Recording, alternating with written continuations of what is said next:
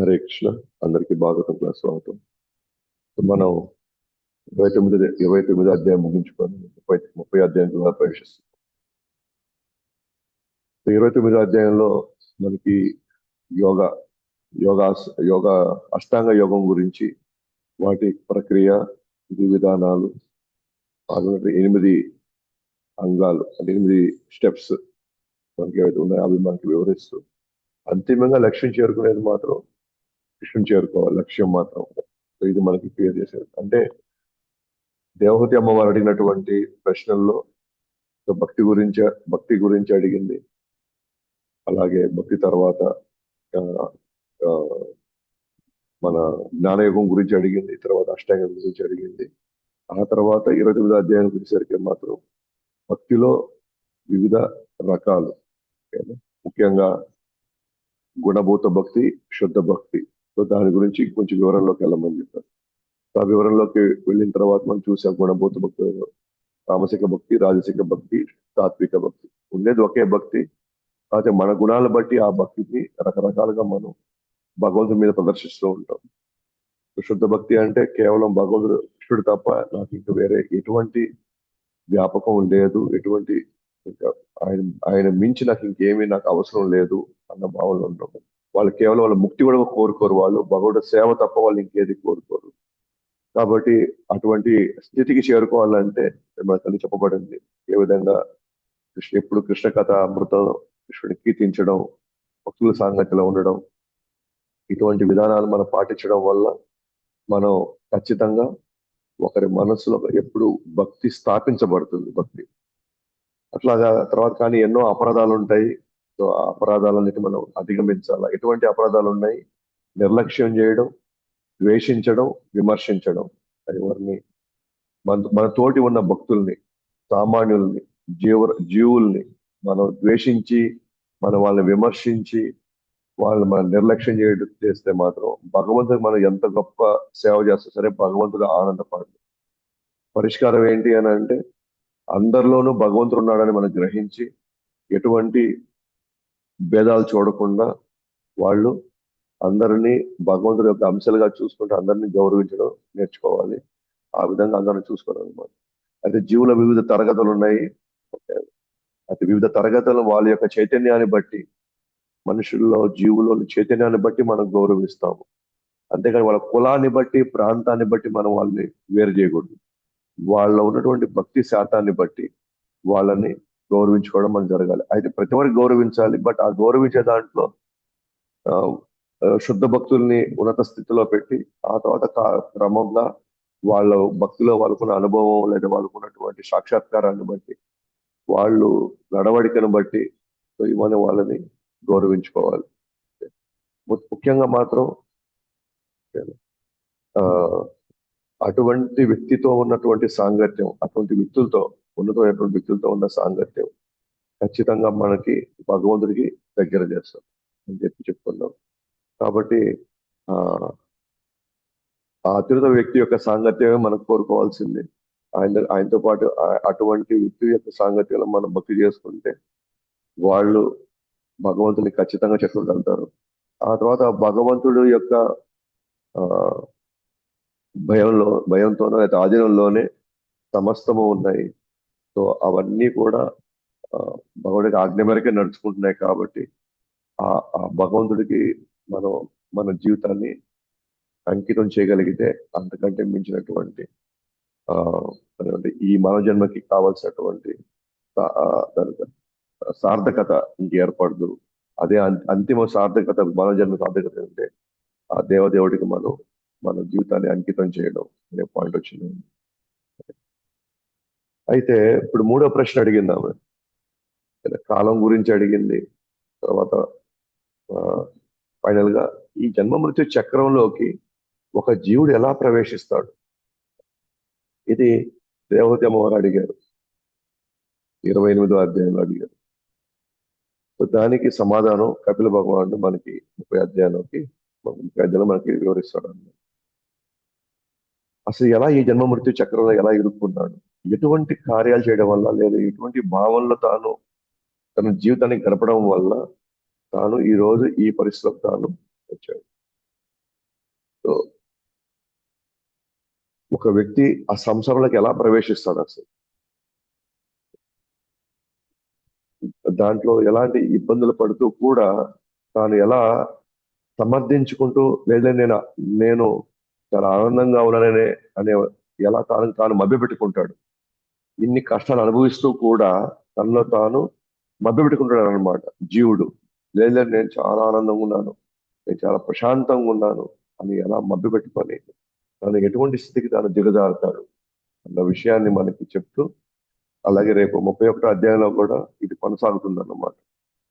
జీవుడు అంటే దయచేసి మన ఇప్పుడు మన ప్రయాణం ఇది, ఇది మన జీవితంలో ఇది జరిగింది. ఇప్పుడు గత జన్మల నుంచి జరుగుతూ వచ్చింది, ఇప్పుడు జరుగుతూనే ఉంది.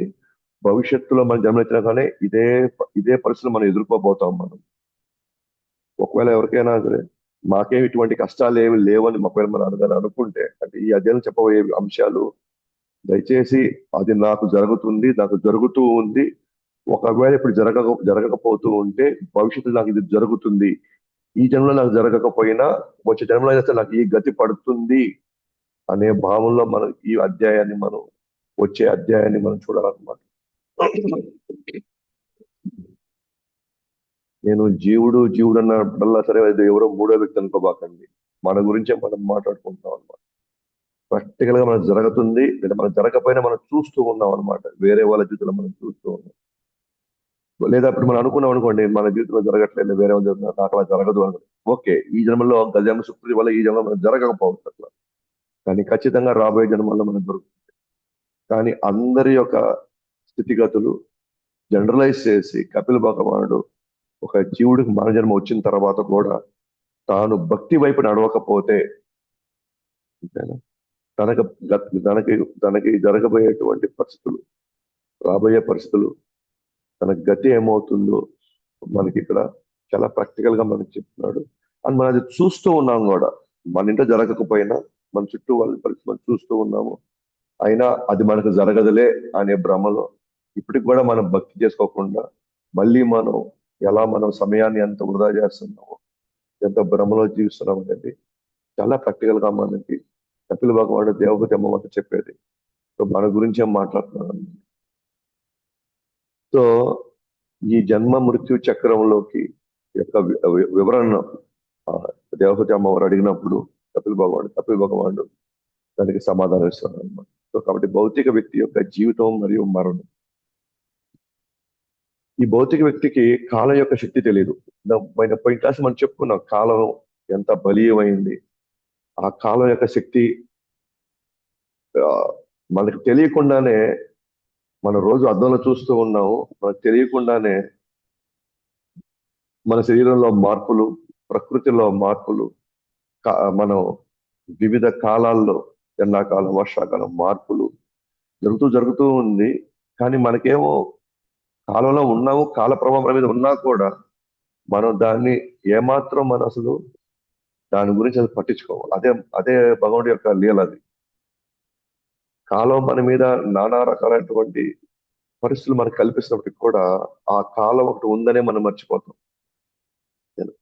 అందుకే భౌతిక వ్యక్తులు అంటే వాళ్ళు భక్తిలో లేనంత వరకు, వాళ్ళ సామాజిక పరిస్థితులు వాళ్ళు జీవిస్తున్నంత వరకు వాళ్ళు ఈ కాలం యొక్క శక్తి తెలియదు. వాళ్ళు ఎటు కొట్టుకోపోతున్నారో కూడా తెలియదు, ఎటు కొట్టుకుపోతున్నాడో కూడా అతనికి తెలియదు. మేఘాలకు గాలి యొక్క బలం తెలియనట్లుగా మేఘాలకు కూడా తెలియదు గాలి ఎంత బలంగా వీస్తుందో, కానీ గాలి వల్లనే మేఘాలు ముందుకు వెళ్తున్నాయి, మేఘాలు కదులుతున్నాయి. మేఘాలకు ఫీలింగ్ ఏంటంటే మేము ఆడే ఉన్నామనే మేఘాలకు ఫీలింగ్ ఉండొచ్చు, కానీ గాలి ఆ మేఘాలు ఒక చోట నుంచి ఇంకో చోట చేర్చినట్టు కాలం మన జీవితంలో అనేకమైనటువంటి మార్పులు తీసుకొస్తుంది. కానీ విషయం ఏంటంటే కాలం యొక్క బలము, దాని శక్తి మనకి తెలియట్లేదు. బద్ధజుడు ఎందుకంటే తాను మోహంలో పడిపోయి ఉన్నాడు. తను జీవితానికి గడిపే మోహంలో, జీవితంలో అనేక పరిస్థితులు ఎదుర్కొనే మోహంలో కాలం యొక్క పరిస్థితులు తాను ఏమాత్రం తను గ్రహించలేకపోతున్నాడు. తన ఆనందం కోసం ఇప్పటి వరకు ఎంతో కష్టంతో నొప్పిని భరిస్తూ సేకరించినవన్నీ కాలంలో అన్ని నాశనం అవుతాయి. తనకు అర్థం కాదు ఏంటి అంటే తన ఆనందం కోసం ఇప్పటి వరకు ఎంతో కష్టంతో నొప్పిని భరిస్తూ ఎన్నో ఎన్నో ఎంతో మందిని సేకరించుకున్నాడు, ఎన్నో ఆస్తులు సంపాదించుకున్నాడు, ఎన్నో హోదాల్ని అవిరోధించాడు. ఓకేనా? అయినప్పటికీ కూడా తనకు అర్థం కాదంటే కాలం ఇవన్నీ పోతాయి, కాలంలో ఇవన్నీ నశించిపోతాయి అన్న విషయం తనకు తెలియదు. కానీ అవన్నీ తను ఏర్పరచుకోవడానికి కోసం, సో మనం అందరం అవన్నీ ఏర్పరచుకుంటున్నాం. ఎన్నో బాధలు పడుతూ, ఎన్నో నొప్పులు భరిస్తూ, ఎన్నో అవమానాలు భరిస్తూ, అవన్నీ కష్టపడి మనం సేకరిస్తున్నాం. ఓకేనా? కానీ కాలం ఎంత శక్తివంతమైందంటే, బలీయమైందంటే ఖచ్చితంగా అవి అన్ని కొట్టేస్తాయి. మన నుంచి మొత్తం అవి దూరం చేస్తాయి. కొన్ని సందర్భాల్లో క్రమక్రమంగా దూరం చేస్తాయి. కొన్ని సందర్భాల్లో ఒకేసారి మొత్తాన్ని దూరం చేస్తాయి. అయితే మన ఆనందం కోసం ఎన్నో భరిస్తూ మనం అవన్నీ సేకరించుకున్నాం. అందరూ ఓకే, ఆ సేకరించిన వాటి చూసి మురిసిపోతూ ఉన్నారు. అవి ఎప్పుడు నాతో ఉండబోతాయిలే, నేను శాశ్వతంగా వాటిని అనుభవించబోతాను అనే భ్రమలో మనం మన విలువైనటువంటి మానవ జన్మని కదా, నాశనం అవ్వబోయే వాటి మీద మన జీవితం అంతా పణంగా పెట్టేవాళ్ళం. ఎవరైనా సరే, అంటే మనం చెప్తున్న చాలా దివాలా తీసే కంపెనీలు ఎవరైనా పోయి డబ్బులు పెడతారా? అలాగే దివాలా ఎత్తబోయేటువంటి ఈ వ్యవస్థలు, ఈ శరీరం మీద ఎవరైనా కానీ కొంచెం తెలివి ఉంటే వాటి మీద పూర్తిగా ఆధారపడిపోయేసి వాళ్ళ జీవితం మొత్తం పణంగా పెడతారు ఎవరైనా. కాలం అన్నిటినీ నాశనం చేస్తుంది. కానీ కాలం నాశనం చేయనటువంటి ఏదైనా ఉంటే అది భక్తి మాత్రమే. కాలం నాశనం చేయలేదు. కాలానికి ఎటువంటి ప్రభావం భక్తి మీద అస్సలు ఏమాత్రం ఉండదు. కానీ అజ్ఞానంలో అశాశ్వతమైన వాటిని శాశ్వతం అనుకొని జీవిస్తే చాలా బాధపడాల్సి వస్తుంది. అశాశ్వతమైనవన్నీ ఇది శాశ్వతంగా నాతోనే ఉండబోతాయి అనే భావనలో మనగా జీవించినట్లయితే రేపు మనకు దూరం అయ్యేటప్పుడు ఒక్కొక్కటి మన కళ్ళ ముందర పోతూ ఉంటే మాత్రం మనం భరించలేనటువంటి బాధ మన నుంచి వస్తుంది. మనకి భగవద్గీత 2వ అధ్యాయంలోనే మనకి భగవద్గీతలో కృష్ణుడు మనకి ఈ హెచ్చరిక చేస్తూ ఉంటాడు. నువ్వు ఏం చేసినా సరే ఈ శరీరాన్ని నువ్వు కాపాడుకోలేవు. నువ్వు ఎంత నాశనం చేయాలనుకున్నా సరే ఆత్మని మాత్రం ఎవ్వరు ఏం చేయలేరు. అప్పుడు ఏమాత్రం కొద్దిగా తెలివి ఉన్న వాళ్ళు ఇలా ఆత్మకు సంబంధించిన కార్యక్రమాలు చేయాలి.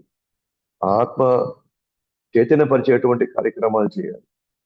సో ఆత్మను చైతన్యపరిచేటువంటి కార్యక్రమాలు ఏమని? భగవన్ నామం చేయడం, మనం భగవంతుడి లీలను వినడం, భగవంతుడి సేవ చేసుకోవడం, ఆత్మను చైతన్యపరిచేటివి, ఆత్మకి ఎప్పుడు కూడా తోడుండేటివి. ఎందుకంటే ఏం చేస్తే ఆత్మను ఏం చేయలేరు ఎవరైనా. కాబట్టి ఆత్మకి బలం చేకూర్చేటి, ఆత్మను చైతన్యపరిచేటువంటి కార్యక్రమాలు, దాంట్లో మీరు ఎన్ని చేసినా సరే అది మన తోడు అట్లాగే ఉంటుంది. కానీ మనము భ్రమలో వెళ్ళి మనం వాటి మీద విపరీతమైన మోహం పెంచేసుకొని కరిగిపోయే వాటి మీద మన జీవితం పణంగా పెట్టి, అది ఆల్రెడీ మనకి భగవంతుడు పదే పదే శాస్త్రాల రూపంలో, ఆచారాల రూపంలో, గురువుల రూపంలో మనకి పదే పదే ఈ హెచ్చరిక చేస్తున్నా కూడా మనం పట్టించుకోకుండా మళ్ళీ భగవంతుడే నిందిస్తాం. నా దగ్గర నుంచి దీన్ని ఎందుకు దూరం చేసావు నువ్వు, నాకు దీని నుంచి నన్ను ఎందుకు నువ్వు నాశనం చేసావు? నేను దాని మీద నాకు ఎంత ఇష్టమో నీకు తెలుసు కదా, నేను దీనికోసం ఏదో నా జీవితం అంతా నేను పణంగా పెట్టింది. భగవంతుడు పక్క చెప్తున్నాడు, బాబు ఇది చేసావంటే నీతో శాశ్వతంగా ఉంటుంది. నువ్వు ఎంత చేసుకుంటే అంత అది నీ దగ్గరే ఉంటుంది. దీని గురించి నువ్వు ఎంత పెట్టినా సరే ఇది నీకు దూరం అవుతుంది అని మనకి క్లియర్ గా మనకి వివిధ ఆదేశాలు, ఉపదేశాల రూపంలో వివిధ శాస్త్రాలు మనకు చెప్తా ఉంటే మనము వాటిని ఏమాత్రం పట్టించుకోకుండా, మనకి అవి చెప్పడానికి అవకాశాలు భగవంతుడు రకరకాల వేదికలు మనకి ఇస్తా ఉంటే మనము వాటిని పట్టించుకోకుండా, మనం వాటి గురించి ఆలోచించకుండా ఎంతసేపు సంపాదనలు ఆగిపోయి, ఎంతసేపు కుటుంబం అని, ఎంతసేపు వ్యాపారం అని. వ్యాపారం ఎవరు చేయొద్దని చెప్పారు? ఎవరు సంసారం అన్ని చేసుకోవచ్చు. కానీ భగవంతుడి యొక్క సందేశాన్ని ఎప్పుడు తీసుకుంటామంటే ఆయన తరచూ మనకు వచ్చే హెచ్చరికల్ని, మన బాగు కోసం మనకు వచ్చే సూచనలు, సలహాలు మనకి మనకి వివిధ వ్యక్తుల రూపంలో మనకి అందిస్తూనే ఉంటాడు. ఆ తర్వాత ఇలా అయిపోయింది, అలా అయిపోయింది, మొత్తం నాశనం అయిపోయింది, అలాగే మనం గగ్గోలు పెట్టుకొని మళ్ళీ మనం హృదయం మన హార్ట్ బ్రేక్స్ అంటే మన హృదయం అదే బాగా కుదించుకుని పోయేలాగా కూలిపోయేలాగా మళ్ళీ బాధపడి వాళ్ళ ప్రయోజనం తర్వాత ఓకే. భాగవతం క్లాసు రండి రండి వినండి అంటే లేదు. భగవద్గీత క్లాసు ఉంది రండి అంటే రారు. ఓకే. ఆ పని గురించి పట్టించుకోరు, ఆలోచించుకోరు. కానీ తర్వాత మన మధ్యలో ఈ జరుగుతూ ఉంటే మాత్రం మనం తట్టుకోలేము మళ్ళీ.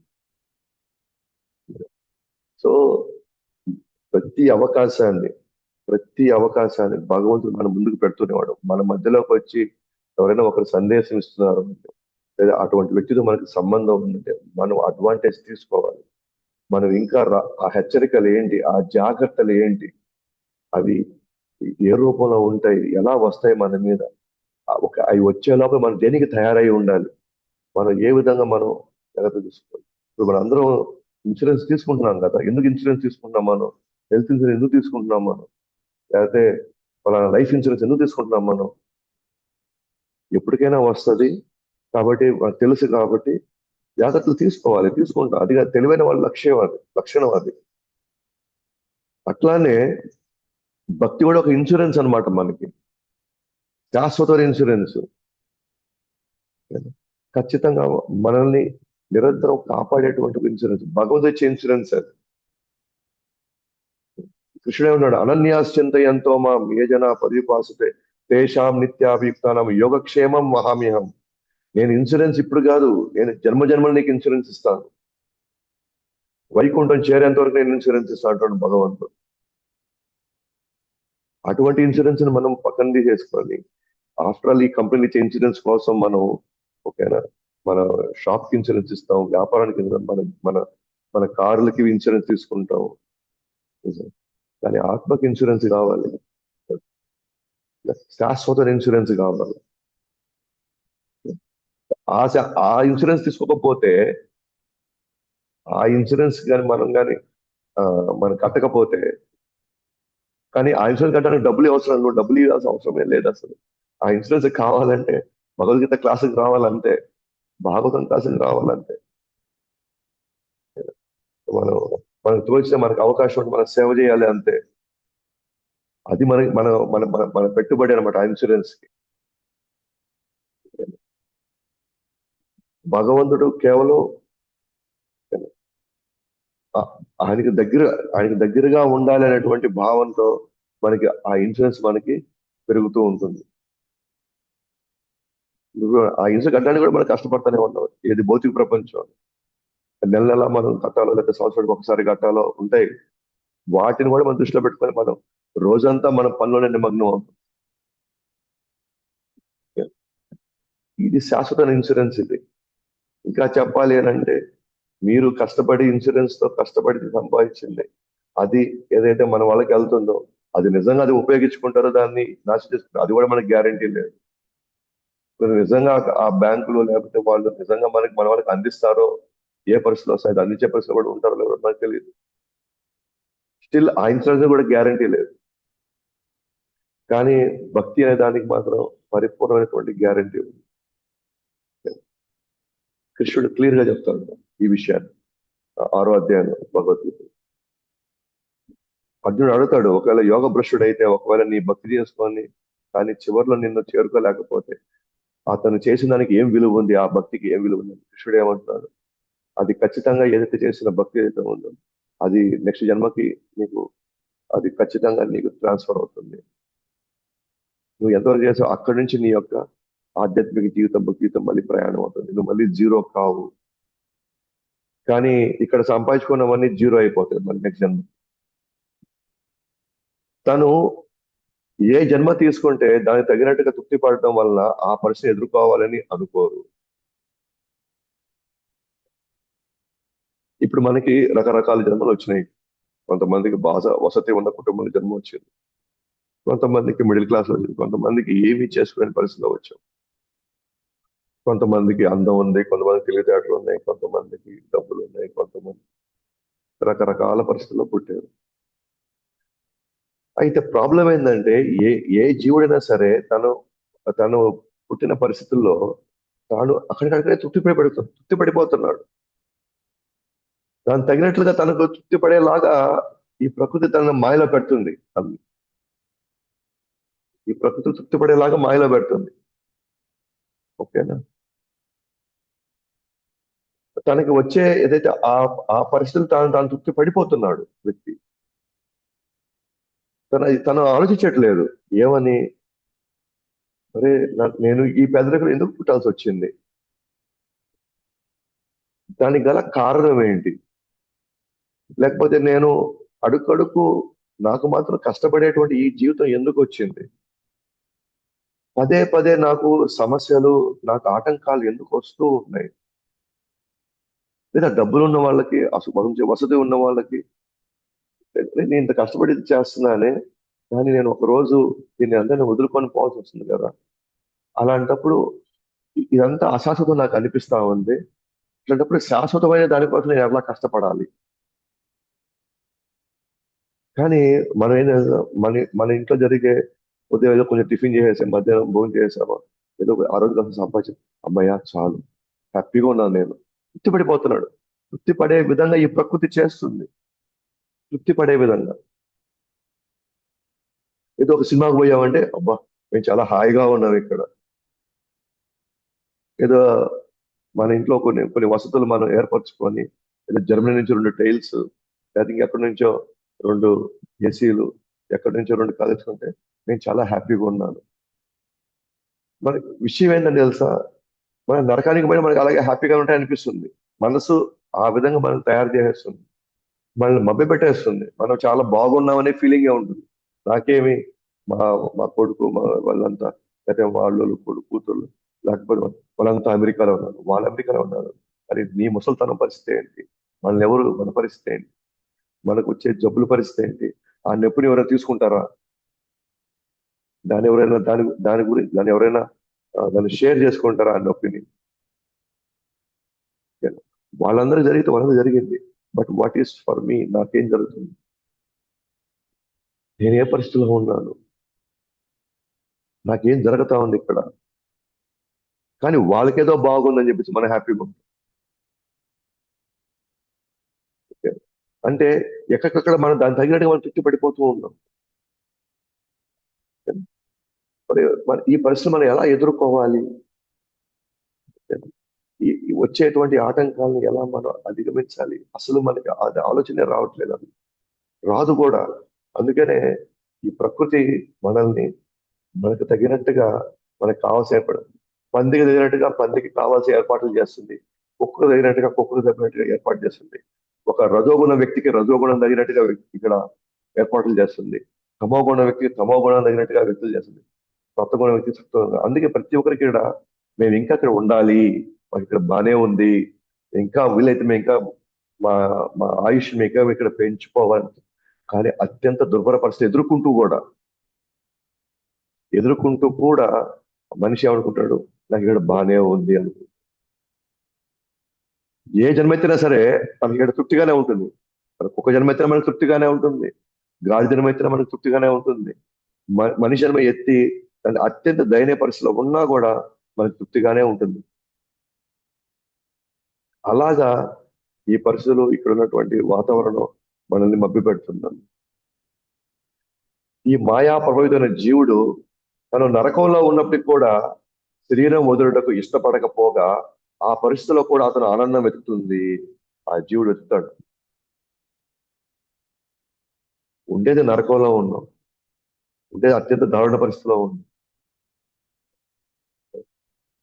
రోజు రోజుకి మన పరిస్థితులు క్షీణిస్తా ఉంటాయి.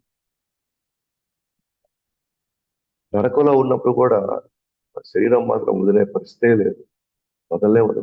ఇంకా ఎట్లా బతకాలి ఇక్కడ, ఇంకా ఎట్లా మనం పోరాడాలి, బతకడానికి ఇంకా మనం ఏం చేయాలి, ఆ పరిస్థితిలో కూడా మనం ఎట్లా ఆనందంగా ఉండాలని వెతుకుతాం మనం. అది ఎందుకంటే మాయా ప్రభావితమైనటువంటి జీవుడు. మనము ఇక్కడ ప్రతిదీ కూడా, ప్రతి సందర్భంలో కూడా మనం మరి దాన్ని వాస్తవాలకు మనం పోకుండా, వాస్తవికంగా మనం చూడకుండా, మన భ్రమలోనే ఈ పరిస్థితిలో కూడా మనం ఎట్లా ఉండాలి. యాక్చువల్గా చెప్పాలంటే హాస్పిటల్స్, యాక్చువల్గా చెప్పాలంటే మనకి అత్యంత భయంకర పరిస్థితుల్లో హాస్పిటల్ ఉంచాలి. ఏసీలు ఇవన్నీ పెట్టకూడదు. ఓకేనా? ఈ వసతి కలిగినటువంటి రూములు కొని ఇవ్వకూడదు. ఎందుకంటే అవి ఉన్నాయి అనుకోండి, ఓకేనా? మన హెల్త్ ఇన్సూరెన్స్ తీసుకొని ఆడికి వెళ్ళిన తర్వాత హాస్పిటల్ కూడా బాగుంది. ఎందుకంటే అక్కడ ఇచ్చే వాళ్ళు భోజనాలు, అక్కడ ఇచ్చే పెట్టే టీవీ, అక్కడ ఇచ్చే వాళ్ళు ఇచ్చే ఆ సేవ, అబ్బా ఎంత ఇంకో 2 రోజులు ఉంటే బాగుంది ఇక్కడ. అలాంటి వసతి కల్పించినప్పుడు మనకి ఎందుకు పోవాలనిపిస్తుంది? అరే నాకెందుకు వచ్చింది ఈ జబ్బు, నేను ఎందుకు ఇలాంటి పరిస్థితులు ఎదుర్కొన్నాను, నేను మళ్ళీ ఇంకొకసారి వద్దు. అట్లా శాశ్వతంగా ఏదైనా ఉందా? ఇలాంటి పరిస్థితులు మళ్ళీ మళ్ళీ నాకు ఎదుర్కోకుండా ఉండడానికి నేను ఇంకేదైనా దారి ఏమైనా ఉందా, ఇంకేదైనా అవకాశం? అది ఇవ్వడానికి మనిషికి అన్ని తెలివితేటలు ఇచ్చింది భగవంతుడు. ఏ జంతువుకి ఇవ్వని తెలివితేటలు మనిషికి ఎందుకు ఇచ్చాడంటే, ఎదుర్కొనే సమస్యలకి శాశ్వత పరిష్కారం ఇవ్వడానికి ఏం చేయాలి అనే దాన్ని ఒక మనిషి ఆలోచించే అవకాశం ఉంది కాబట్టి ఇచ్చాడు. అందుకే మనిషి జన్మ ఉన్నత జన్మ అంటారు. అందుకే ఇక్కడ అంత పరిస్థితిలో కూడా ఏ హాస్పిటల్లో ఏ వసతులు ఉంటాయి, ఆడ లిఫ్ట్లు ఉన్నాయా, ఆడ ఇవి ఉన్నాయా, అక్కడ పోతే మనకి ఎట్లాగా, ఇవన్నీ వెళ్తున్నాడు. కానీ తనకి మాత్రం నాకెందుకు ఇది జరిగిందని మాత్రం ఆలోచించాడు. నరకంలో ఉన్నాడు, ఆల్రెడీ నొప్పి భరిస్తా ఉన్నాం మనం. చాలా దారుణంగా మన పరిస్థితి అయినప్పటికీ కూడా మనం ఏం చేస్తున్నాం? దాంట్లో ఏం ఆనందం ఉందా? దాంట్లో ఎంతవరకు మనం సుఖపడితే చాలు, ఈ మాత్రం జరిగితే చాలు నాకు నేను పాయింట్ చూస్తున్నాను. అయితే ఆ పరిస్థితిలో కూడా తృప్తి కోసం వెంపర్లాడుటకు కారణం శరీరం, భార్య, పిల్లలు, ఇల్లు, జంతువులు, డబ్బులు, స్నేహితుల పట్ల హృదయాంతరంలో వారిపై ఉన్న అనుబంధం, వారు కాదు లేదా వాటిపై ఉన్న అనుబంధం, కావున అన్ని సవ్యంగా జరుగుతున్నాయనే భావనలో ఉంటాడు. యాక్చువల్గా ఒక్కొక్కరి ఇంట్లో ఒక్కొక్కరు రకాలుగా వాళ్ళు ఏదైతే కష్టపడుతున్నారో, సంపాదన కోసమో లేకపోతే పేరు కోసమో ఏది చేస్తున్నారో, అది వాస్తవానికి కోసం ఎందుకు చేస్తున్నాడు ఆ పని? ఎందుకు ఆ స్థాయిలో అతను రాత్రి కూడా సరిగ్గా నిద్రపోకుండా, రాత్రి మగళ్ళు సరిగ్గా రెస్ట్ తీసుకోకుండా, మనం చూస్తున్న బిజినెస్ లో ఉదయం పూట బెంగళూరు, సాయంత్రం పూట ఢిల్లీ, మరుసటి రోజు ఒక దగ్గర ఇంకో దగ్గర ఒక దేశాల్లో తిరుగుతున్నారు. అన్ని పరిస్థితుల్లో తృప్తి కోసం వెంపర్లాడుతున్నారు. ఎందుకు అంటే తన శరీర సుఖం కోసం, తన భర్త లేదంటే భార్య, పిల్లలు, వాళ్ళ మీద ఉన్న మోహం. వాళ్ళు నా వల్లనే ఉన్నారు, నేనే వాళ్ళకి ఆధారం, నేను తప్ప వాళ్ళకి ఇంకోటి ఏమీ లేదు, నేను లేకపోతే వాళ్ళు జీవించలేరు అని వాళ్ళ మీద ఉన్న అనురాగం, అనుబంధం, వ్యామోహం. యాక్చువల్గా చాలా కష్టపడుతున్నాడు అనమాట. ఒక మనిషి తన అరపూట సరే, తన తన తన తన పొట్టలో ఉన్న ఆ జ్ఞాన స్పేస్ కోసం తాను తన కష్టపడేదానికి, తనకు పొట్టలో వెళ్ళేదానికి ఏమాత్రం సంబంధమే లేదు. లేదా తన సొంత పరివారం అంతా కూడా తినడానికి, తన కష్టపడేదానికి అంత అవసరం కూడా లేదు. అంత కష్టపడుతూ కూడా, అంత ఇబ్బందులు పడుతూ కూడా ఒకసారి ఆ ఆడవాళ్ళు మాతాజీలు కూడా ఒకసారి పరిస్థితి బాగాలేకపోతే వాళ్ళు కూడా కష్టపడుతున్నారు. అన్ని కష్టాల్లో కూడా వాళ్ళకి నిండాల్సిన జ్ఞాన పొట్టుంది, కానీ వాళ్ళు కష్టపడేది ఆ జ్ఞాన పొట్ట కోసం మాత్రం కాదు.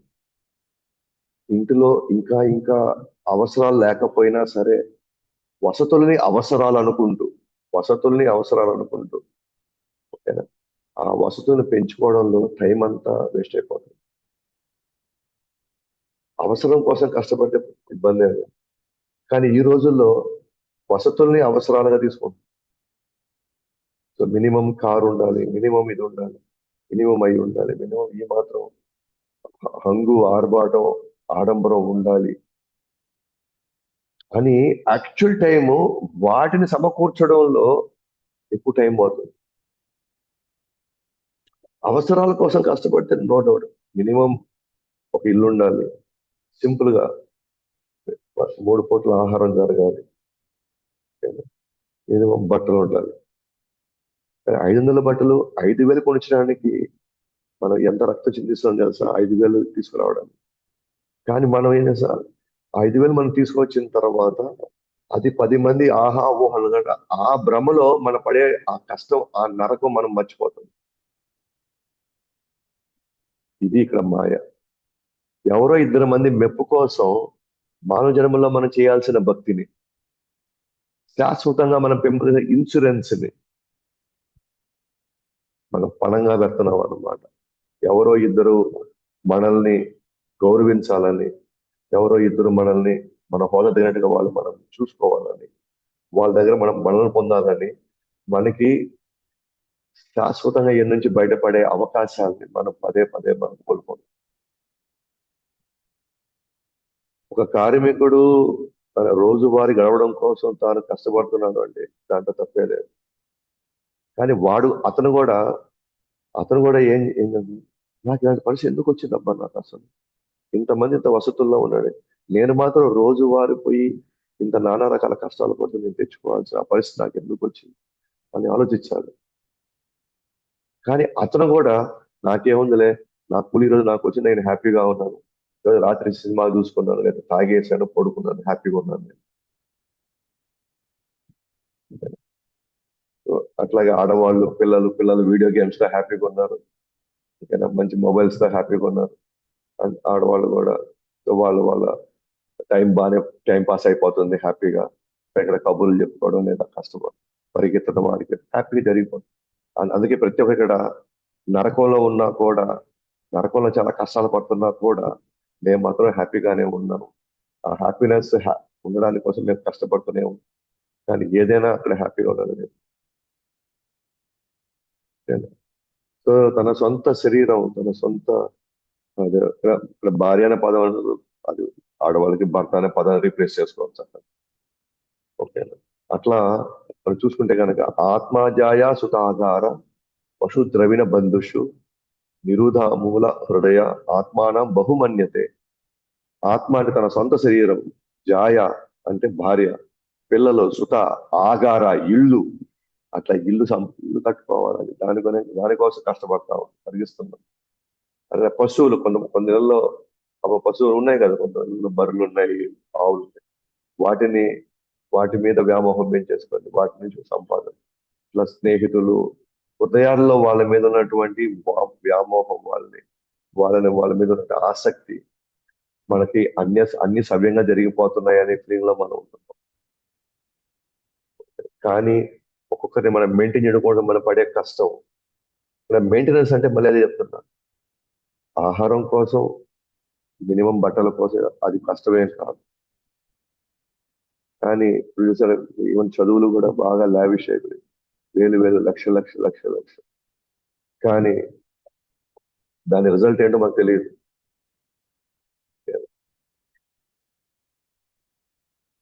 అది మెయింటైన్ చేయడం కోసం మనం పరికిస్తాం.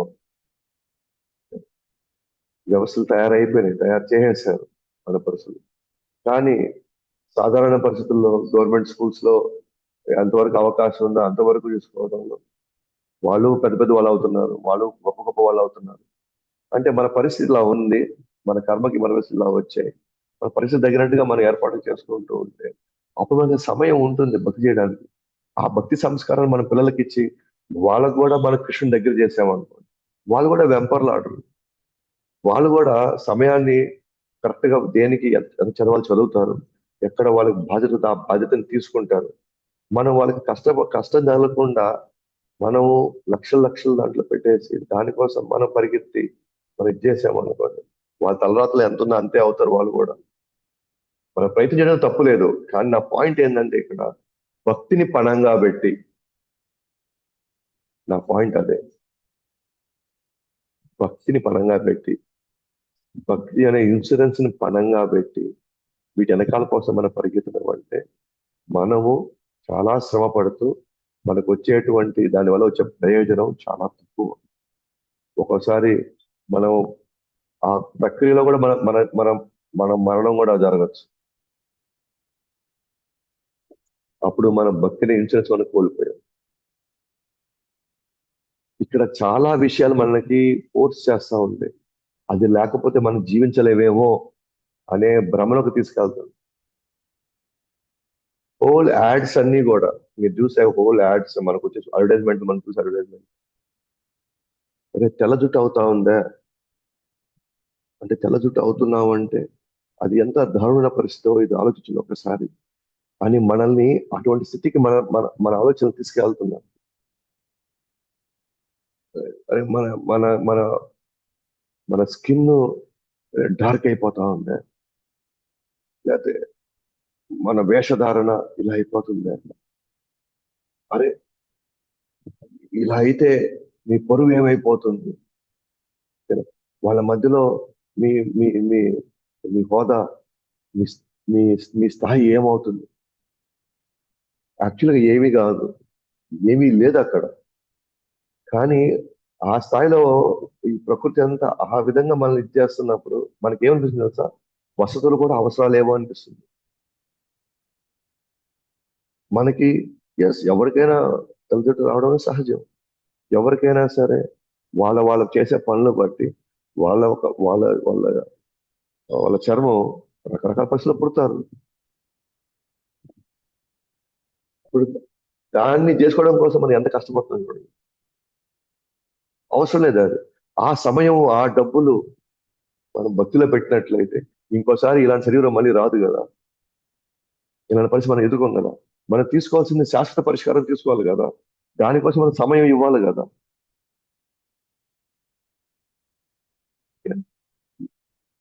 జస్ట్ ఒక చిన్న కుటుంబాన్ని మెయింటైన్ చేయడం కోసం నేను భక్తిని పణంగా పెడుతున్నాను. భగవానికి ఇవ్వాల్సిన సమయం, భగవానికి సమయం ఎందుకు ఇవ్వాలి, మన కోసం మనం ఇచ్చుకోవాలి శాశ్వతంగా. పోనీ ఇవన్నీ మనం మెయింటైన్ చేసాం కదా, వీళ్ళందరూ మనతో పాటు శాశ్వతంగా ఉండబోతారా? ఓకే, మీరు కష్టపడ్డారనుకోండి మంచిదే, కానీ వాళ్ళు మనతో పాటు ఉండే పని అయితే మన భక్తిని కూడా పణంగా పెట్టచ్చు, మన సాధనని పణంగా పెట్టచ్చు, మనకు వచ్చే సేవ అవకాశాలని మనం పణంగా పెట్టచ్చు. ఏమి ఇబ్బంది ఏం లేదు. మనం పిచ్చిగా మన జీవితం అంతా కూడా పణంగా పెట్టి వాళ్ళ చెప్పులు కూడా మనం కుట్టించుకోవచ్చు ఆ స్థాయిలో ఉంటే కనుక. ఎట్లా అయితే మనం జాగ్రత్తలు తీసుకుంటున్నామో, ఓకే నాకు ఏమైతే నా ఫ్యామిలీ ఏమైపోతుందని మన ఇన్సూరెన్స్లని రకరకాలుగా తీసుకుంటున్నాము, భక్తి అనే ఇన్సూరెన్స్ కూడా చాలా ఇంపార్టెంట్. చాలా సందర్భాలు నేను అడుగుతున్నాను, ఏమ్మా ఈరోజు జపాన్ చేశారు, ఏం ప్రభు ఈరోజు చేశారు, లేదు ప్రభు టైం లేదు. మాకు ఏం ప్రభు టైం అయిపోతా ఉంది, ఇట్లా వాళ్ళ దగ్గర వీళ్ళ దగ్గర వాళ్ళ దగ్గర పరిగిస్తూ ఉన్నారు, వాళ్ళు వస్తారు వీళ్ళు వస్తారు, ట్రై చేస్తున్నారు, అలా చేస్తున్నాం ఇలా చేస్తాం. భక్తి అనే ఇన్సూరెన్స్ లేకపోతే ఈ రోజు రాత్రికి కూడా మనకు గ్యారంటీ లేదు. కేవలం వీటన్నిటి మీద ఉన్న వ్యామోహం వల్ల, వీటి మీద ఉన్న అనురాగం వల్ల నాకు అనిపిస్తుంది అన్ని కష్టపడ్డా కూడా జరిగిపోదు. ఏముంది, మా వాళ్ళకి ఇన్సూరెన్స్ ఉంది చాలు, నాకు హ్యాపీగా. మన కర్మలకు కూడా ఇన్సూరెన్స్ కావాలి, మనం చేసే కర్మలకు కూడా ఇన్సూరెన్స్ కావాలి. రాబోయే ప్రమాదాలు, మానసిక విషయాలకి ఏం ఏం లోపల మనం కుమిలిపోతున్నాం కదా, దానికి ఏం ఇన్సూరెన్స్ ఉంది మన దగ్గర? ఎవరు ఒక మాట అంటే మనకు గాయపడుతుంది సార్ లోపల, దానికి ఏం ఇన్సూరెన్స్ ఉంది లోపల?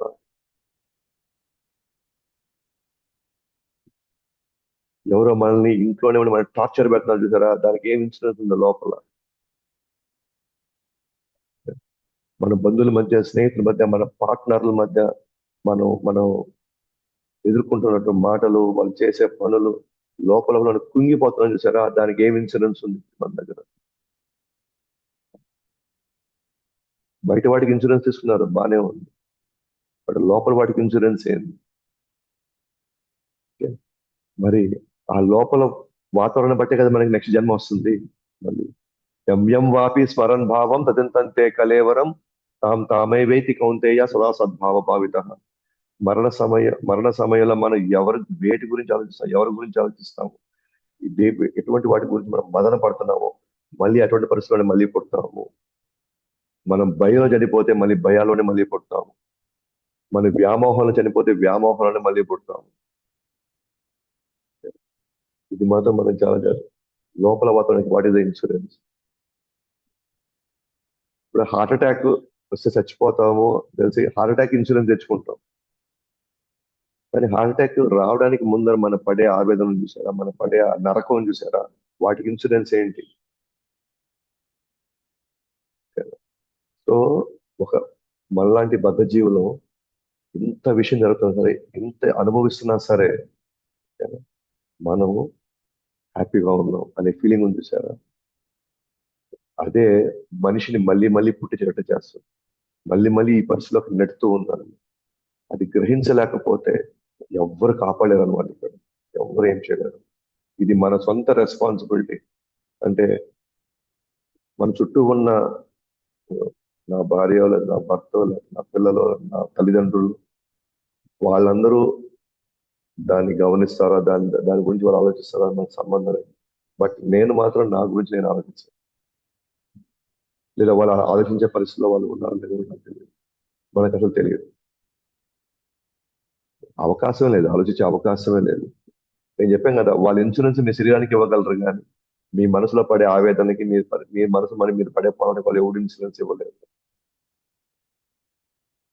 అది ఒక భగవద్గీత భాగవతం సంబంధం అది మాత్రం మనకి శోక మోహ భయం నుంచి మనకి రిలీఫ్ ఇచ్చేది మాత్రం ఒక భగవన్ నామమే. భగవుడి యొక్క కథ, కృష్ణ కథ మాత్రమే మనకి రిలీఫ్ ఇస్తుంది. కృష్ణుడి సేవ మనకి రిలీఫ్ ఇస్తుంది ఆ భావం నుంచి, ఆ భయాల నుంచి. అదొక్కటే మనకి ఇన్సూరెన్స్ ఇక్కడ. సో జీవుడు నరకంలో ఉన్నప్పటికీ కూడా తన ఆనందంలోనే ఉన్నట్టు తనకి ఫీలింగ్ ఉంటుంది, లేదా దాంట్లో ఆనందం వెళ్తూనే ఉంటుంది. ఆందోళనలు అలమటిస్తున్నప్పటికీ కూడా ఆ కుటుంబ పోషణ కొరకు ఇంకా పాపాలు చేస్తూనే ఉంటుంది. కుటుంబ పోషణ కోసం పాపాలు చేస్తాడు. అయితే నమ్మకంతో తను కష్టపడుతున్నాడు. ఎప్పుడొకప్పుడు అన్ని నెరవేరుతాయన్న నమ్మకంతో చేస్తాడు ఆ పాపాలు. కానీ అవన్నీ ఏమి నెరవేరవయ్యి. మేబీ కొన్ని నెరవేరిన తర్వాత ఇంకా నెరవేర్చాల్సిన చాలా మిగిలిపోతాయి లోపల. ఎందుకంటే అవి ఎప్పటికప్పుడు పుడతా ఉంటాయి అన్నమాట కోరికలు. అవి ఎలాగైనా తీర్చాలి అనే భావంలో మనిషి లోపల వాటి గురించి తపన పడుతూనే ఉంటాడు. కానీ నెరవేరుతాయంటే అన్ని నెరవేరవు. ఆ కుటుంబాన్ని పోషించడం కోసం, ఆ కుటుంబాన్ని నిలబెట్టడం. ఈ కుటుంబ పోషణలో ఒకవేళ కేవలం ఆహారం కోసమే అయితే, కేవలం మినిమం కొద్దిగా ఆ గుడిసె కోసమే అయితే, లేదా ఆ శరీరానికి ఒక బట్ట కోసమే అతను కొంత దొంగతనము లేకపోతే ఇంకోటి ఒక ఎక్స్టెంట్ వరకు కూడా ఫస్ట్ తన ఇంట్రెస్ట్ ఉంది. ఇక్కడ మాక్సిమం కుటుంబ పోషణ అనేది వసతులను పెంచుకోవడం కోసం ఉంది మాక్సిమం తప్ప. ఆ, అంటే వసతులు పెంచుకోవడం కోసం మనం అధర్మము, మోసము, అబద్ధాలు అవి ఇవి చెప్పుకుంటూ ఆ కుటుంబాన్ని పోషిస్తున్నాడు. మళ్ళీ రిజల్ట్ ఏంటి? నెక్స్ట్ ఏం జరగబోతుంది? రిజల్ట్ అనుకున్నవి పూర్తిసారి నెరవేరవు. కానీ అసంతృప్తితో ఆగిపోయినప్పుడు మళ్ళీ మనం చేసినవే మళ్ళీ మనకి తగిలినగా మళ్ళీ తిరిగి వస్తాయి. సో క్లియర్ గా ఇక్కడ మనకు అర్థమవుతా ఉంది అంటే ఆందోళన ఉన్నాడు, కష్టపడుతూ ఉన్నాడు, కానీ కుటుంబ పోషణ పోను భారం అవుతానే ఉంటుంది. లేదా వాళ్ళని మెప్పించడం, వాళ్ళని తృప్తిపరచడం కోసం పరిగిస్తూనే ఉంటాడు, పాపాలు చేస్తూనే ఉంటాడు. ఎప్పటికెప్పుడు నెరవేర్తాలే, ఈ సంవత్సరాలు అయిపోతాయిలే, ఇంకే ఇబ్బంది లేదు, ఇంకో 5 సంవత్సరాలకి ఇది అయిపోద్దిలే అని తాను ఈఎంఐలు ఆ అమ్మాయిలు కట్టుకుంటూనే ఉంటాడు, జరుగుతూనే ఉంటుంది. కానీ కాలక్రమంలో అనుకున్నవన్నీ నెరవేరుతాయో అది మన పరిధిలో కూడా ఉండదు. ఇవన్నీ ఎందుకు చేస్తున్నాడు? ఎక్కడ ఏ మోహన చేస్తున్నాడు? ఏ భ్రమలో ఏ మాయలు ఎన్ని చేస్తున్నాడో భాగవతం చెప్తా ఉంది. భార్య యొక్క ఏకాంత కౌగిలి కోసం, పిల్లల యొక్క ముద్దు ముద్దు మాటలు, హృదయంలోని సంతోషంతో అతను ముగ్గురవుతాడు. సో భార్య యొక్క ఏకాంత కౌగిలి అంటే అది భర్త యొక్క మొత్తానికి ఆ రిలేషన్షిప్ లో ఉన్నటువంటి రసాన్ని, ఆ పిల్లలు ముద్దు ముద్దు మాటలు మాట్లాడుతూ ఉంటే మనకి ఎంతో తెలియకుండా వాటికి మనల్ని లాక్ చేసి పెట్టేస్తుంది.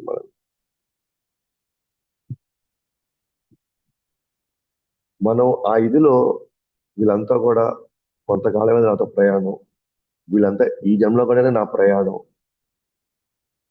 ఎస్, వాళ్ళకి ఎంతవరకు చేయాలి, వాళ్ళు ఎంతవరకు నేను బాధ్యత తీసుకోదా, ఆ బాధ్యత మనం తీసుకోండి. మిగిలిన సమయాన్ని భగవంతుడి కోసం కూడా మనం కేటాయించి. కానీ ఇవి ఎంత పవర్ఫుల్ అంటే, మనం వీళ్ళ కోసమే పుట్టాము, వీళ్ళ కోసమే మన జీవితం, వీళ్ళ కోసమే నా సర్వస్వం, ఆ స్థితిలోకి వెళ్ళిపోతుంది. కానీ అర్థం చేసుకోవాల్సింది ఏంటంటే, ఈ కుటుంబంలోకి రాకముందు నేను ఎక్కడున్నాను, ఈ కుటుంబం జన్మించక ముందు నేను ఎక్కడున్నాను, మరణించిన తర్వాత ఈ కుటుంబంతో విడవబడిన తర్వాత నేను ఎక్కడికి పోతాను, ఈ మధ్యలో ఉన్న ఈ గ్యాప్ ఎంత సమయం నేను.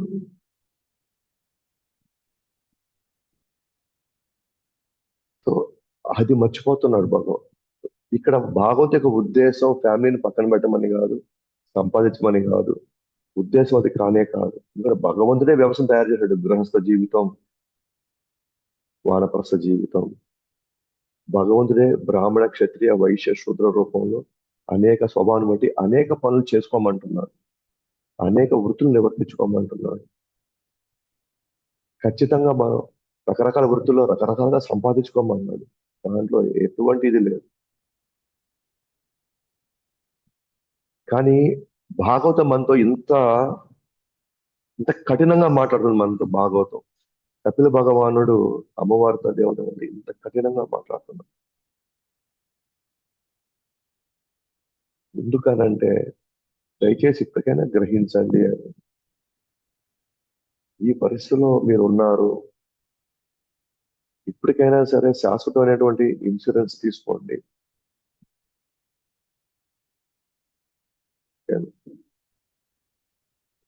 అని మనకి పదే పదే, ఇంతకంటే ఇంకా కఠినంగా, ఇంతకంటే ఇంకా లోతుగా ఇంకెవరు చెప్పలేరు మనకి.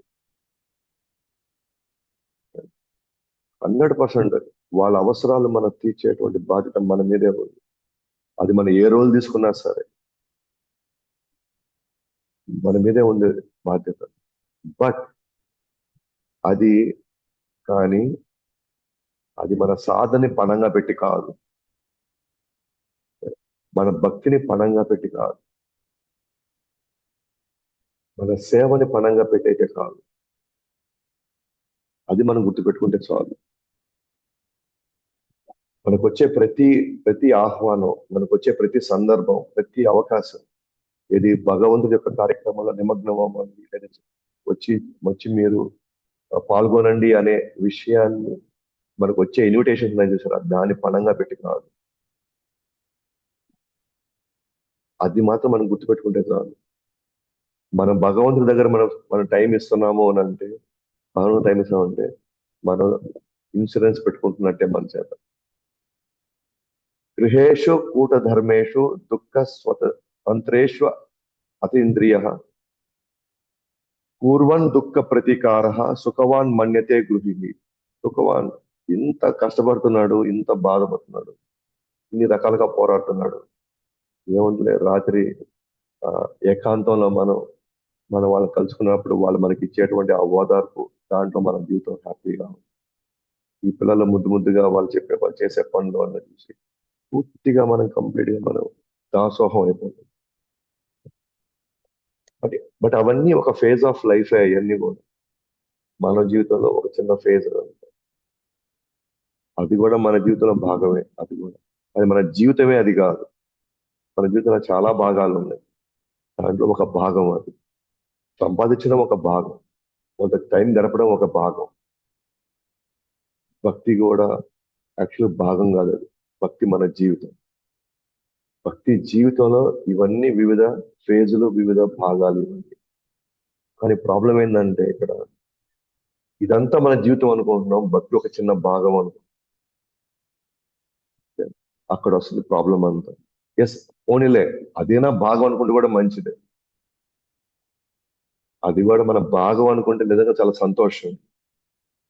ఆ చిన్న భాగం అనుకునేది కూడా మనకి మేలే చేస్తుంది. అరే, నేను టైం కొద్దిగా ఎంత నేను కుటుంబం కోసం ఇస్తున్నాను, కొద్ది సమయం నేను నా జపం నేను చేయాలి, భాగవతం నేను చదవాలా, ఎవరు వచ్చినా సరే ఏది వచ్చినా సరే. నేను ఎలా వ్యాపారం సమయంలో మన మన పిల్లలకి చెప్తాం, మన ఇంట్లోకి చెప్తాం, మన వ్యాపారం ఈ టైంలో నాకు ఫోన్ చేయొద్దు, నాకు అసలు నేను బిజీగా ఉన్నాను ఈ సమయంలో. అలాగే మనం జపం చేసేటప్పుడు, మన భగవద్గీత భాగవతం క్లాస్కి వెళ్ళేటప్పుడు మనం చెప్తాం, నేను బిజీగా ఉన్నాను, నన్ను ఎవరు డిస్టర్బ్ చేయబాకు. అదే విధంగా మనం చెప్పగలగాలి. మన మన ఉద్యోగస్తులు, మన బాసులకో, లేకపోతే మన కస్టమర్స్కో మనం చెప్పగలగాలి, మన బంధువులకో చెప్పగలగాలి. మరి దానికి అక్కడ మన టైం ఇచ్చినప్పుడు దీని మన అదే క్వాలిటీ టైం మనకి ఇవ్వాలి కదా. మనం ఇది చేయాలనుకున్నప్పుడు అది కూడా మనం చేయాలి కదా. సో ఎవరి వల్ల ఈరోజు మనం శ్వాస పీల్చుకుంటున్నామో, ఎవరి వల్ల మనం ఈరోజు ఎంతో కొంత తెలివితేటలతో, కొంత శక్తితో, కొంత సామర్థ్యంతో మనం ఇవన్నీ సమకూర్చుకుంటున్నామో, మరి ఆ వ్యక్తికి నేను సమయం ఇవ్వాలి కదా.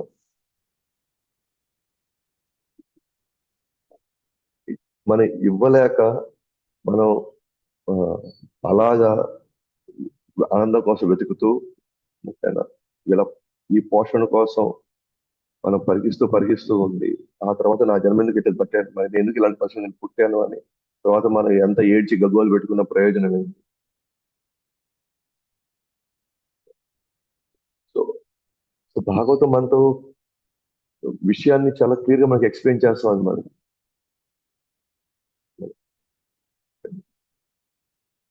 సో దాని కారణంగా, ఓకేనా, వీళ్ళందరినీ మనం మెయింటైన్ చేయాలి. ఆ ఎప్పుడో అడపాదడపాగా మనకు వచ్చేటువంటి ఆ కౌగులిలు, లేదా అడపదడప మనకి ఆ పిల్లలు ఇచ్చే ముద్దు ముద్దు మాటలకి పూర్తిగా మనం దాంట్లో అయిపోయిన తర్వాత, దాని కారణంగా అదే వాతావరణం మనకు ఇంట్లో ఉండదుగా జీవితకాలం. సో పరిస్థితులను బట్టి మారుతూ ఉన్నాం. ఆ తర్వాత కాలంలో ఆ కుటుంబాన్ని మెయింటైన్ చేయడం కోసం కపట ప్రేమ అనేది నెక్స్ట్ స్టార్ట్ అవుతుంది. ఇంకా తప్పదురా బాబు, మనం ఇంకా కొనసాగించాలి. మనం కురిపిస్తూ అపనమ్మకాలు పెరగడం స్టార్ట్ అవుతాయి, తర్వాత ఇన్సెక్యూరిటీలు స్టార్ట్ అవుతాయి, తర్వాత సంసారంలో రాజకీయాలు చేయడం మొదలు పెడతాయి, అబద్ధాలు చెప్పడం మొదలు పెడతాయి.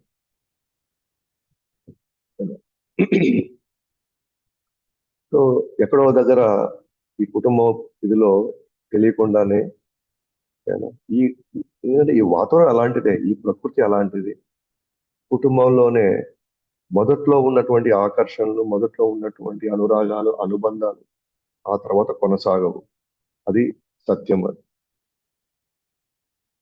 ఇంక తప్పదు, ఇంట్లోనే రాజకీయాలు చేయాల్సి వస్తుంది, ఇంట్లోనే మనం మోసాలు చేయాల్సి వస్తుంది, ఇంట్లోనే మనం నానా రకాలటువంటి అబద్ధాలు, కపట ప్రేమను చూపించాల్సి వస్తుంది. కానీ బయటికి రాలేడు, ఆ సంసారంలోనే ఉండిపోవాల్సి వస్తుంది. ఇక జీవుడు అంటే అందరూ అందరినీ దృష్టిలో పెట్టుకునే మాట్లాడు. అయితే ఒక పక్క ఈ విధంగా మనం జరుగుతూ ఉండి, ఇంకోవైపు వచ్చే సమస్యల్ని ఎదుర్కొంటూ పరిష్కరించుకుంటూ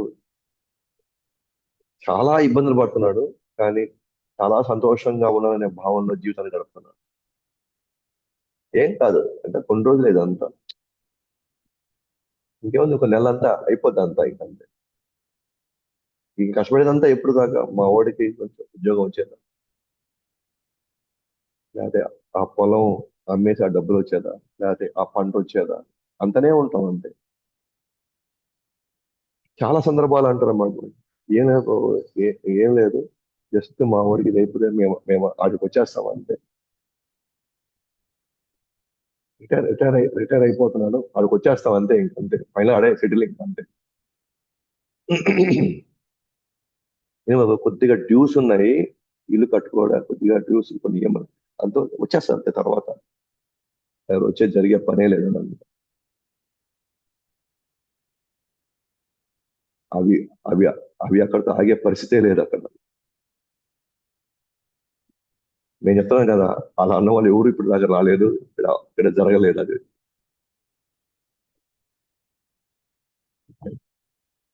ఇది సత్యం అన్నమాట ఇది. అంటే కుటుంబంలో ఉన్న వాతావరణాన్ని ఒక పక్క ఎదుర్కొంటూ వచ్చే సమస్యలను పోరాడుతూ కూడా నేను ఇక్కడ హ్యాపీగానే ఉన్నాను అనే ఫీలింగ్ లో ఉంటున్నాను. ఇది ప్రతి ఒక్కరి జీవితంలో నడుస్తా ఉంది, జరుగుతా ఉంది. ఇది జరుగుతూనే ఉంది, జరుగుబోతూనే ఉండబోతుంది.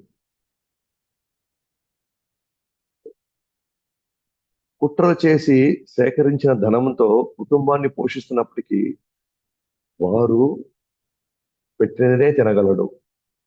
పాపం ఎంతో కష్టపడి ధనాన్ని సేకరించి కుట్రలు చేసి, మోసాలు చేసి, అబద్ధాలు చెప్పి కుటుంబాన్ని పోషిస్తున్నప్పటికీ కూడా ఎంత తింటాడు? వాళ్ళు పెట్టిందే తినాలంటే. వాళ్ళు పెట్టిందే తినాలి, అంతకు మించి తినలేడు. దాని దానికోసం పనిచేసే కుట్రలు, పనిచేసే మోసాలు, మనం ఇన్ని జన్మలు ఆ భారాన్ని మోయాలి తెలుసా? ఇన్ని జన్మలు మళ్ళీ వాడికి రావాల్సి వస్తుందో తెలుసా మనం? ఇట్లాంటి ఎన్ని కుటుంబాలు మళ్ళీ మనం పోషించాలో తెలుసా మనకి? ఇలాంటి ఎన్ని ముసల్తనాలు, ఎన్ని రోగాలు, ఎన్ని మరణాలు మనం చూడాలో మనకు తెలుసా మనకి? ఆధ్యాత్మిక, ఆది భౌతిక, ఆది దైవిక క్లేశాలు ఎన్ని ఉంటాయో తెలుసా? ఆ మధ్యలో వచ్చే మానసిక రోగాలు, శారీరక రోగాలు, వాతావరణంలో మార్పులు ఎన్ని చూడాలో తెలుసా మనకి? ఇదే విషయాన్నే మురుగారికి కానీ లేకపోతే ఆ, ఆ, సో ఆ, వాల్మీకి వాల్మీకి ప్లస్ మురుగారి ఇద్దరు పోయేవాళ్ళు, లేకపోతే ఆ జంతువులను చంపుతూ కొంతమంది ఒకసారి వచ్చిన దారిలో వచ్చే వాళ్ళని దోచుకుంటూ వెళ్ళి నారద వాళ్ళు అడిగారు. ఇద్దరిది ఆల్మోస్ట్ సేమ్ కైండ్ ఆఫ్ జీవన విధానం ఇద్దరిది. ఎవరిది? వాల్మీకిది కానీ మురుగారిది కానీ. ఎందుకని ఇట్లా జంతువులు చంపుతున్నారు, ఎందుకని ఇట్లా వచ్చిన వాళ్ళని దోచుకుంటున్నారు, డెకాల్టీ చేస్తున్నారు, వాళ్ళ దగ్గర నుంచి డబ్బులు తీసేసుకుంటున్నారు, ఇంకా ఇదిగా చేస్తారు. మా కుటుంబ పోషణకే కదండి ఇదంతా. భగవంతుడు మాకు కుటుంబం ఇచ్చాడు, ఆ కుటుంబాన్ని పోషించే బాధ్యత మాదే కదా, అది మా ధర్మం కదా. కాబట్టి మా కుటుంబ పోషణ కోసం, మా కుటుంబం నిలబెట్టడం కోసం మేము చేసేటువంటి ఇదిలో ఖచ్చితంగా ధర్మం ఉందని వాళ్ళు చెప్తున్నారు, వాళ్ళు వాదిస్తున్నారు. ఎవరిని ఎవరితో వాదిస్తున్నారు? నాతో వారితో వాదిస్తున్నారు. సరే, నువ్వు వాళ్ళ కోసం మీరు చేస్తున్నారు కదా. సరే, అట్లయితే యాక్చువల్గా ఈ చేసే దాంట్లో పాపం ఉంది. రేపు వాళ్ళని అడగండి, ఈ పాపను వాళ్ళు భాగస్వామ్యం తీసుకుంటారా అని. పోయి అడగండి అని చెప్పాడు. అఫ్కోర్స్ ఇద్దరి వృత్తాంతం వేరు, బట్ జస్ట్ నేను జనరలైజ్ చేస్తున్నాను, అది మనకి అర్థమయ్యేటట్టుగా. వాళ్ళు వెళ్ళి అడిగారు వాళ్ళు, మేము ఇంత చేసేదంతా మీకోసమే కదా, మరి నా పాపంలో మీరు పాలు పంచుకుంటారా? సో వాళ్ళు అంటారు, మేమెందుకు పాపం పంచుకోవాలి, అది నువ్వు చేసావు, ఏం చేయమన్నావు అవన్నీ, నువ్వు చేసావు, మేమెందుకు తీసుకోవాలి అవన్నీ అన్నారు. అని వాళ్ళు రియలైజ్ అయ్యారు, మేమెందుకు ఆ బాధ్యత వాళ్ళు తీసుకోలేనప్పుడు నేనెందుకు అంత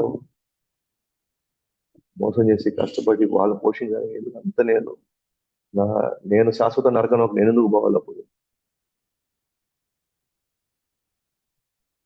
అని వాళ్ళు రియలైజ్ అయ్యి నెక్స్ట్ వాళ్ళు మారిపోయారు. వాళ్ళు సాధన చేసుకున్నారు. అంటే మనకు తెలిసి వాల్మీకి రామాయణ రాసే అంత స్థితికి వెళ్ళాడు. వ్యాసుడు స్థానం పొందాడు రామనామంతో, మృగారి హరినామంతో తన సాధువయ్యి ఆచార్యుడయ్యి చాలా మందికి తర్వాత ఆయన గురువయ్యి చాలా మందిని భక్తిలోకి తీసుకొచ్చాడు అతను. ఎంత చేసినా సరే మనం తినగలిగింది ఇంతే. చేయగలిగింది మాత్రం ఇంతే. కానీ దీనికోసం మనం చేసిన కార్యాలు మన నెక్స్ట్ జన్మని డిసైడ్ చేస్తాయి. సో మనం పొందేదానికి మనం చేసిన దానికి అసలు ఏమాత్రం టాలీ కావట్లేదు. మనం పొందేదానికి మనం చేసిన దానికి ఏం టాలీ లేదు. కొంతమంది అనుకోవచ్చు అన్నమాట, ఏమని, అందుకే నేను భగవద్గీత బాగా అసలు రాను, ఈయన చూసే ఇప్పుడు నాకు భయం వేసేస్తుంది. ఇవన్నీ వింటే ఉన్న జీవితం కూడా ఇంకా ప్రశాంతంగా జీవించలేము. ఇంకా అదే పాయింట్, మనం ఉన్న జీవితంగా ప్రశాంతంగా లేరు, కానీ శాశ్వత పరిష్కారం ఇచ్చుకోవచ్చు. కృష్ణుడు అంటాడు 4వ అధ్యాయంలో, ఆ, 38, 37, 38 శ్లోకాలు అనుకుంటా. నువ్వు పాపంలో పాపిలో పరమ పాపి అయినా సరే ఈ జ్ఞానం అర్థం చేసుకోండి, నువ్వు కానీ జీవించినట్లయితే శాశ్వతంగా ముక్తికి అర్హుడు అవుతాం మనం. పాపంలో పరమ పాపి అంటే భగవంతుడికి మనం ఎటువంటి వాళ్ళైనా సరే ఆయనకి మాత్రం మనల్ని ఏదో ఒక విధంగా మనల్ని గట్టెక్కించాలని ఆయన ప్రయత్నంలో ఉన్నాం. పాపంలో పాపిలో మన పరమ పాపి అయినా కూడా ఆయన ఆహ్వానించుకోవడంలో, హత్తుకోవడంలో ఆయనకేం ఎటువంటి ఇది తీసుకోవట్లేదు. Is ready. ఈ జ్ఞానాన్ని ఆయన ఇప్పటి నుంచైనా దీన్ని స్టార్ట్ చేసి, ఇప్పటి నుంచైనా దీన్ని ఫాలో అవడానికి మనం ప్రయత్నిస్తే, కొద్ది కొద్దిగా మనం ప్రయత్నిస్తే బయటపడచ్చు అంటున్నాను. పెట్టినదే తెలంగాణతాడంతే. ఒక్కోసారి ఆ, ఒక్కోసారి అది కూడా దొరకదు. ఒక్కోసారి ఈరోజు మేము ఈరోజు మేము వండలేదు, లేదా ఈరోజు నేను సంపాదన తీసుకురాలేదు అంటే అది కూడా ఆరోగ్యం లేడు. అంటే మనం ఏ హోటల్కో అక్కడికో ఇక్కడికో ఆడికి, బట్ చేసిందంతా పోషణ, కుటుంబం కోసం, కుటుంబ పోషణ కోసం. కానీ తెలియదు మాత్రం ఇంతే. తన వ్యాపారం, ఉద్యోగంలో ఆటుపోట్ల వల్ల ఎన్నో బాధలు అనుభవిస్తూ ఎదగాలని ఎన్ని ప్రయత్నాలు చేసినప్పటికీ పదే పదే ఓడిపోతుంటాడు. అప్పుడు ఇతరుల ధనం కోసం వెంపర్లాడతాడు. ఓకేనా? ఇతరుల ధనం కోసం వెంపర్లాడతాడు. అఫ్కోర్స్ జనరల్ గా కొంతమంది మాత్రమే సక్సెస్ అవుతారు. వ్యాపారంలో కావచ్చు, ఉద్యోగాల్లో కావచ్చు, రకరకాల వాటిల్లో కొంతమంది మాత్రమే సక్సెస్ అవుతారు ఈ జన్మలో, వేరే మనం చేసే సుకృతిని బట్టి. కానీ 99% వాళ్ళ జీవితాలు మాత్రం ఎన్నో బాధలు అనుభవిస్తున్నారు, వ్యాపారాలు అనుభవిస్తూనే ఉన్నారు. ఎదగాలని ఎన్నో ప్రయత్నాలు చేస్తున్నప్పటికీ కూడా పదే పదే విఫలమవుతా ఉంటారు. ఇంకా పోషణ పెరుగుతా ఉంది, డబ్బులు రావట్లేదు. ఏం చేయాలి? ఇతరుల డబ్బుల కోసం మోసం చేసే, డబ్బులు సంపాదించే పనులు పడతాం.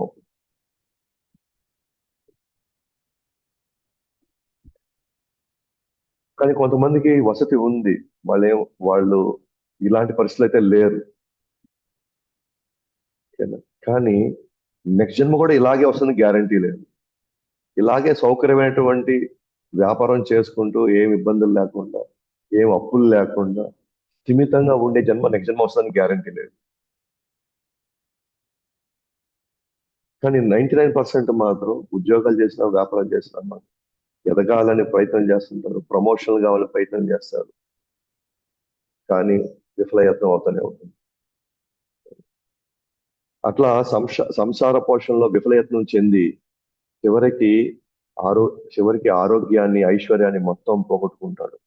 తను ఓడిపోయిన వాడుగా తలుచుకుంటూ ఎంతో బాధను అనుభవిస్తాడు. ఇది మన ఫ్యూచర్. ఇది 60 సంవత్సరాలు, 60, 65, 70 సంవత్సరాల్లో మన ఫైనల్ గా మనకు వచ్చే ఫీలింగ్ అది. దీని సంగతి వీటి వివరణ రేపు చూద్దాము. సో మొత్తానికి మన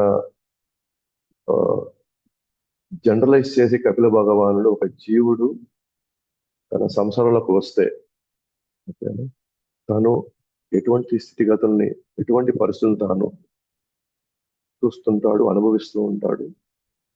కానీ తను మాత్రం నేను బాగున్నాను, లేదా ఉన్న పరిస్థితిని పెంచి ఇంకా దాన్ని మార్చడానికి ప్రయత్నిస్తాడు. కానీ ఆ పరిస్థితుల్ని మార్చే క్రమంలో తాను అలసిపోతున్నాడు. తాను విసిగెత్తిపోతున్నాడు. తాను పదే పదే ఒంటరి వాడినైపోయిన ఫీలింగ్ లో ఉంటున్నాడు. కానీ బయటికి చెప్పుకోవడం మాత్రం నేను హ్యాపీగానే ఉన్నాను.